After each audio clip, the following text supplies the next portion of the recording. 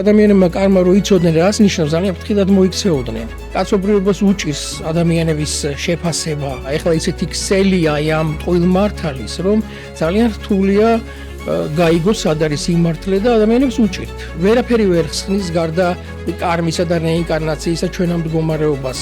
იმიტომ რომ ეხლა პატარა ბავშვი იბადება და უკვე ავანტყოფობით იბადება. ზოგი ვერც აგრძელებს ცხოვრებას, იქვე გარდაიცვლება ხოლმე. ისმის კითხვა, რატომ დავიბადე ამ შთამომავლობაში? ამ გენეტიკურ ხეში რატო დავიბადე? აი ეს ქმედებებიც ასევე ბადებს მომავალში ჩვენს სხეულს, ჩვენს ფინანსურ მდგომარეობას, ჩვენს ჯანმრთელობას, სანათესაოს, ახლობლებს. ბუდისტური სწავლებები კი საერთოდ მიუღებელია ჩემთვის. აბსოლუტურად მიუღებელი. ამ შემთხვევაში მიჯაჭვულობა ხო არ ჩდება პიროვნებასთან? რა შორს წავიდეთ, იესო ქრისტე რო გიყვარდეს? წარმოიდგინეთ ისეთი სიყვარული, რომ სხეულმა ვერ გაუწია. ვარ გაგიშდეთ თქვენ. ეხა ფული მინდა, უფრო მეტი მინდა, ყველაფერს მე ვიღებ, ჩემ შვილებს ვაძლევ. მოკვდე რათა იცოცხლო.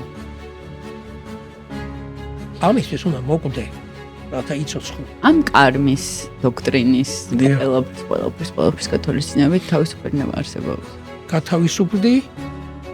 რას ნიშნავს გათავისუფლდი? მერე რა ხდება?